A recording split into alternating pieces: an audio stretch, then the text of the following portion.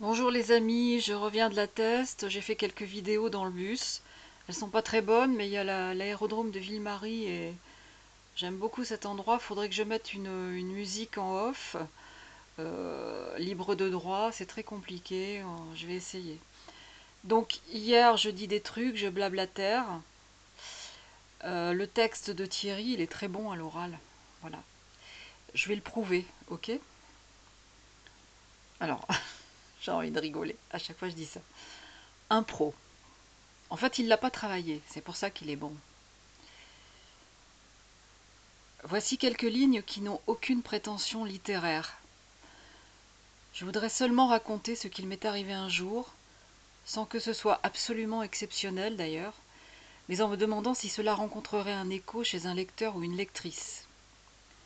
À cette époque, je m'initiais au théâtre d'improvisation. La petite troupe que j'avais rejointe se réunissait un soir par semaine dans une petite salle de spectacle gratuite. L'essentiel de nos séances consistait en quelques brèves impros pour 4 personnes sur un thème, un mot tiré au hasard dans le dictionnaire.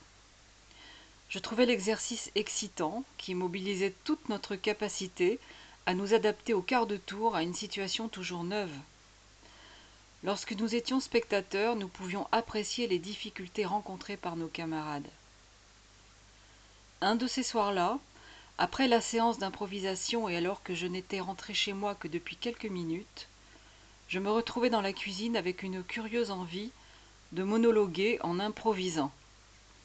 Rien ni personne n'était là pour s'y opposer, aussi je me mis à parler seul, fort, comme sur une scène de théâtre. Comme je n'avais pas de public, je pouvais sans conséquence manquer de cohérence. Je ne m'en privais pas. Je déclamais n'importe quoi, des phrases plus ou moins longues que j'associais les unes aux autres avec des liens que j'étais seule à connaître. Assez vite, cette liberté de parole m'enivra, et les mots que je disais, petit à petit, perdirent leur sens jusqu'à ce que je n'entende plus que des sons, des phonèmes prononcés par un fou. Et j'étais celui qui glissait lentement dans cette folie. Je sentis venir le moment où j'allais basculer hors de l'humanité et où il serait trop tard. Merde! Et où il serait trop tard pour revenir de cette déraison absolue qui me tendait les bras. Putain, Love Love s'en mêle. La peur me fit arrêter le petit jeu qui, tel que je le sentais, devenait dangereux. Je me forçai à me taire, et je m'assis pour retrouver le calme. Une fois rassuré, je m'étonnais d'avoir pu me mettre tout seul dans cet état. Je ne jouerai plus jamais à ce jeu-là. 30 ans plus tard, j'évoquais devant quelqu'un cette sensation de folie et de peur de quitter l'humanité.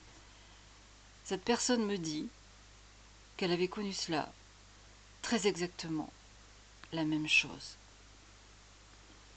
Thierry Laser par Lydie, la voix off. Et Love Love.